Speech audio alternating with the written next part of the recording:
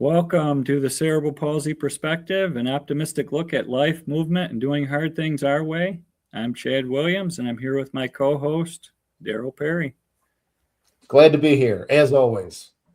Yeah, it's a special moment. I kind of just want to take a moment and recognize what a full circle moment it is. It was just a few years ago that you had me on your podcast to share my lived experience with cerebral palsy, and now here we are teaming up together, and I think it's an opportunity to really do something special for the cerebral palsy community, their friends, their family, their relatives, and also not just the cerebral palsy community, but other people that are sort of going through hard things. It's sort of a message that resonates across all different areas, not just cerebral palsy. So I think we have an opportunity to do something great here. I'm with you, and because I know you've been working on a lot of things. As a matter of fact, the last year plus, you've been testing and tasting and doing a lot of things, and not just like halfway doing hard things your way. Sure. You'd come up with this idea, and I think it is a conversation that overlaps a lot of things. So, on the podcast episodes that we've done, I've always gotten positive responses and feedback from just you coming on, sharing your story. The amount of vulnerability, I think, really connects. And I've heard about the amount of how you and I are very open and go back and forth with each other, and how that really resonates. And I'm with you. I think in the CP community and beyond, like we can never have too much optimism and hope. And as I've gotten more involved in the community, both with other individuals that have CP and the parents of other kids with special needs, like I think we're going to be able to do a lot of good with this. And the nice thing that we agreed upon, like, we're going to do this while it's fun and fresh, which we've been recording regular episodes for a couple of years. So it's fun. Sure. And fresh. We're good. We just keep rocking and rolling. Yeah. And there's a lot that we can bring to it as, 240 somethings that have lived it and gone through the ups and downs. And I think as I've gotten older, that's sort of a missing link. There aren't a lot of resources out there that you can go to as you age with cerebral palsy. So it might be a good resource too. You have these parents that have children that are getting older, or other people like us at our age that are figuring stuff out. It's a resource for a lot of different people. So I'm looking forward to what we're going to be able to do. Yeah. And I mean, I think it's, like you said, there's a lot of people that are in similar circumstances or could really resonate and relate to what we talk about. And it's just nice on how the world is now, because I know when we were growing up, I knew of one other kid in my elementary school that had CP, and the case was nothing like mine. Yeah. But that's been one really good thing with the internet is you get to connect with people around the world, and every case is different, but there's a lot more people like me and like you than I ever thought. And with you and I mean, from a case standpoint, it's like looking in a mirror. Now I'm looking at it side by side. Clearly, we are like the total opposites of each other from a physical appearance standpoint. But I think that works really well too. Is you can find commonality, and you can find you can find commonality, and you can find inspiration in people's stories. So no, I'm excited. And the fact that we're going to do this on a regular basis, I think, is wonderful. Yeah, I'm looking forward to the conversations that you and I have, but also what types of other stories are out there. What other people are willing to come forward and share their lived experience and their struggles and triumphs and I'm sure there are a lot of great stories out there, so it'll be nice to try to open that door up as well. Yeah, and I think it makes it a little less intimidating. I remember the first time I was interviewed on a podcast, I was terrified. Like I was so afraid to be interviewed and to interview others because I was afraid of interrupting somebody when they were talking. And I didn't know what I would say. I didn't know that if anybody would be interested. So I think for people coming on, if you're being interviewed like by one other person, once you relax, it's fine. But at first, I honestly feel like you think it's 20 questions and they're just like firing it back and forth. And Yeah. even if it's a really free flowing conversation, you're just kind of like, oh my gosh, like when are the questions going to stop? If there's 3 or 4 or however many that we have on a call at one time, I feel like it's more of a relaxed conversation and everybody can just kind of feed off of one another. So no, I'm really excited. Well, when your podcast was my first podcast appearance, and I kind of had that same mindset. Like I woke up, I was terrified. Like, what did I get myself into? But the environment, you made it such a welcoming environment. I didn't, I settled in quick. I wasn't intimidated. I felt okay to talk and tell my story. And I think that's why it ended up being such a good episode. And so hopefully that's something that other people see as well. Like maybe they are nervous to tell their story like I was at that time. But I think we can offer an environment where, you ease those feelings a little bit for others. We have a very good demeanor with this type of thing. So hopefully other people see that and that helps the conversations as well. Because now I went from that to now here we are, and I've told my story in a couple different platforms. And prior to going on your podcast a couple years ago, I couldn't imagine doing any of that. So there's a lot of great things that come with taking that step. Well, and I think that's something that you and I will talk a lot about, and we do, is it's like just trying, whatever it is, just trying. And I think going back to when I was a kid, it would be very easy to not want to put myself out there and not do the thing because however I was going to do it wasn't going to be like how everybody else did it. And I think you can get into a rhythm or a routine either way. You can talk yourself out of doing things, or you can talk yourself into doing things, and you never know. I just think it's interesting because you never know what it's going to lead to. And it could be something that's like you sharing your story on a podcast, doing more speaking events. That kind of makes sense.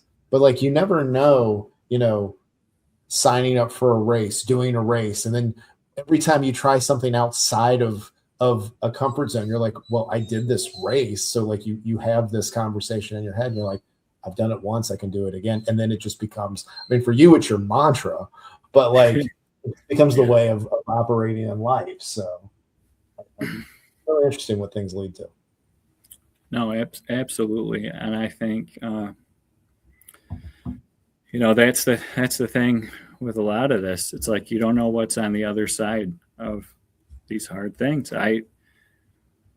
This whole story started with just one race. And so, I put myself out there once and it's opened up a lot of doors. So I'm hopeful that some other people will be willing to do the same, but it's also a chance for friends and family members to see the whole picture. We have conversations about the good stuff, but we've also had our share of the bad stuff, working through the injuries and what it feels like when you wake up and it's 5 degrees and your whole body hurts and you can't do anything. Bringing that perspective forward for other people that might not have an understanding of how some of those difficulties can be. I think there'll be a lot there as well. Yeah, and I think, and even though we're talking about it as the cerebral palsy perspective, I think it also, as we have conversations, we've demonstrated this in all conversations we've had, all content that we put out, in any situation that we're in, online and off. CP is part of us, but it's not the defining thing. And I think that's something I'm very excited to bring those stories, which is basically we're going to have people on here that just happen to have cerebral palsy, and you're going to see all the layers, all the dynamics, all of what makes them them. Because I mean, at the end of the day, we're people, and this just happens to be something that impacts us, and it impacts everybody in a different way, but it's just part of us, but it's not what defines us. So I'm excited. Absolutely. Yeah. Absolutely. I agree. And I guess, sometimes there's going to be smooth segues, but other times there's not. You introduced me to Jeremy a couple weeks ago, or by us having a conversation, he commented, and then he put his podcast out. He's back into podcasting again, and it's been cool to talk to him a little bit. He had posted something the other day that was it's like a meme about professional wrestling. So that was another conversation to have on the when you get guys around our age, like that seems to be at some point in our life, at least, we were able to gravitate around that. So yeah, that's been fun. But again, I think the biggest thing with any type of media is you have the opportunity to connect people. Again, you never know what's going to happen or what it's going to be. Jeremy actually he traveled from out of the area to run a Winter Warrior. It's the Winter Warrior quarter marathon, it was called. It was like 6.5 miles. That was a race that I ran a couple weeks ago. I was working through some things, some issues with my foot and my back, and I was going to cancel. And then I decided, you know what, with the mantra, I'm just going to show up for myself, and I'm going to do what I can do. And it might not look like some of my other races, but I'm going to show up and enjoy the atmosphere and enjoy the moment and see what happens. And it was a slower race for me. I just kind of ran along at a pace that was comfortable, and I enjoyed the environment, and it was an incredible race. But Jeremy drove in from out of state to run that race, and I had shared a little video clip as I was running. I had the phone out, and there was 1,000 runners, which was pretty cool to see in January. Yeah. So I had the phone out, and along the way, I'm taking little videos, and I shared it on the Fleet Feet page. They shared it, and he's like, I remember seeing you out there, and you kicked butt. And he sent me a request, and so we've linked up on social media. But that's the same thing. The running community has been amazing. I've made so many connections through the running community, and at one point, the thought of putting myself out there and running a race where there's going to be hundreds of people that are going to look at me and see me running in a way that looks different than them. I was terrified to do that, but it's been at every step of the way such an amazing community, so open and supportive. And all these other runners, they're all dealing with their own challenges and obstacles. Everybody's working through stuff, but they're so encouraging to see somebody else out there with a goal. And so that's something that I love about running. But that's how I met Jeremy, was that race that I ran a couple weeks ago. I have had much the same experience in the running community, and everybody is very welcoming. It really is about you doing your thing, doing things your way. And people will encourage you. And, I've done mostly 5Ks with 1 10K. And it's been a couple of years since I've done a race, just with injuries and foot problems. But it's one of those things for me. I had done some races, and then I got involved volunteering with a group and we needed leadership for different races. Well, I'm like, I've done 5Ks and I've done a lot of stuff in the fitness space. I started coaching people from couch to 5K. And then because they weren't ready to go train for a half or a full yet, well, it's like, well, we want to go from 5K to 10K. Well, we didn't really have a group for that. I'm like, okay, well, it can't be that much harder. We're just going to basically double the distance. Yeah. And I wound up I've done the races that I've done, and I wound up being a running coach for like 3 years. Again, this was something that I didn't think that I would do. And then when you talk about our experiences, you've got the races that you do, you've got the Spartans that you do, I've got the shorter distances that I do. And then Zach, who I've introduced you to, who I know from the CP community, he's done 2 marathons and a bunch of shorter races. So like when we say everybody really does things their way, they do, and everybody's way looks different, but it's equally as unique and equally as special. Absolutely. Yeah, absolutely. We're just plugging future guests at this point, so it's fun. Yeah, get ready. We're going to be reaching out. Oh my gosh. And yeah, I mean it's and we've already had some of those conversations actually with people. And it's no, I'm excited to share stories, and I think there'll always be some kind of CP connection because you and I are going to be involved, but it's not like every guest that we have is going to be somebody with CP either. No, I agree. It's a message that resonates across a lot of different spectrums. The CP or not, we all face challenges and obstacles at some point. And, that message of overcoming adversity is going to be there regardless. So it's across the board. So, this is just the beginning of something that I think is going to be really special. And I hope other people will follow and be part of it. We're already setting a really good standard for this because in most of your first episodes, when people do a trailer episode, it's maybe 5 minutes. They're very nervous. It's very clunky. And here we are just having a conversation. And apparently these episodes are going to be produced by my dog. She likes to finds her way on. But no, I'm excited to see where this goes. I think there's plenty of I think one thing, and this could be because of just how the internet is, people think that they have to stick to a certain, like they have to stay in a certain box. Like I can only talk about this certain thing this certain way. Yes, there's going to be a cerebral palsy tie-in, but I'm excited because I'm very confident in saying how we're going to package and present this episode to episode. While it's going to be structured and it's going to be organized, we actually have planned a lot of this. We've talked through it and we're continuing to work through it. But there's going to be a lot of different things on here. This isn't really going to be like any podcast that people are used to hearing in the CP space, and I think that's a good thing because we're going to have our that's all over. My football season's over, but I think next year I could see.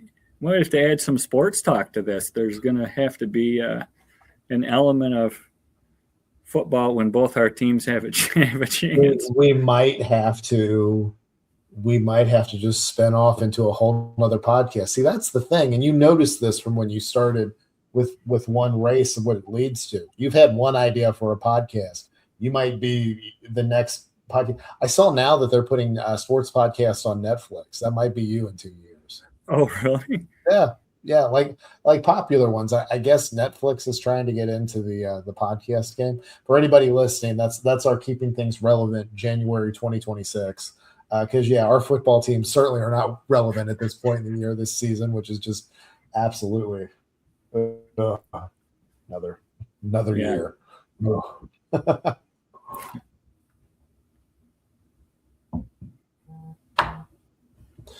So, I mean, but no, I'm excited. We don't necessarily have a frequency yet on how often we're going to do the episodes, but we'll get that together and we'll have a consistent schedule out for you guys. And again, it's